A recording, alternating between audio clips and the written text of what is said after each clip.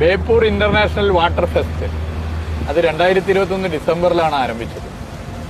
2021 ഡിസംബറിന്റെ പ്രത്യേകത കോവിഡിന്റെ രൂക്ഷത കുറഞ്ഞു വരുന്നു. ഇതുപോലുള്ള പരിപാടികളൊക്കെ സംഘടിപ്പിക്കണോ വേണ്ടയോ എന്നുള്ള സംശയം വല്ലാതെ ആളുകളിൽ ഉണ്ടാകുന്ന ഘട്ടമാണ്.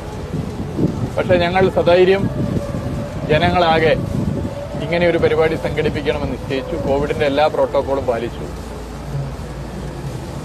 അഭൂതപൂർവമായ ജനപങ്കാളിത്തമാണ് ആദ്യ ബേപ്പൂർ ഇന്റർനാഷണൽ വാട്ടർ ഫെസ്റ്റിൽ ഉണ്ടായത്. സീസൺ 1 കോവിഡിന് ശേഷം ലോകം കണ്ട ഏറ്റവും വലിയ ജനങ്ങളുടെ ഒത്തുകൂടലുകളിൽ ഒന്നായി ബേപ്പൂർ ഇന്റർനാഷണൽ വാട്ടർ ഫെസ്റ്റ് മാറിയെന്ന് പലരും വിശേഷിപ്പിച്ചു.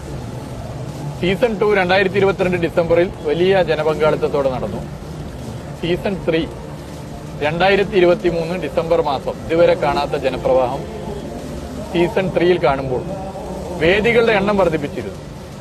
ആളുകൾ ചിതറി പല വേദികളിലേക്കും പോയി ജനത്തിരക്ക് കുറക്കുക എന്നുള്ള ലക്ഷ്യത്തിന്റെ ഭാഗമായി വേദികളുടെ എണ്ണം വർദ്ധിപ്പിച്ചു. പക്ഷേ വേദികളുടെ എണ്ണം വർദ്ധിപ്പിച്ചപ്പോൾ ഓരോ വേദിയിലും അഭൂതപൂർവമായ ജനപങ്കാളിത്തമാണ്. കേരളത്തിൽ ആദ്യമായി ഒരു drone show Beypore international water fest season 3 സംഘടിപ്പിക്കാനായി. നേരത്തെ ദസറ ഫെസ്റ്റിവലിലും IPL മത്സരവേദികളിലുമാണ് നമ്മൾ കണ്ടത്.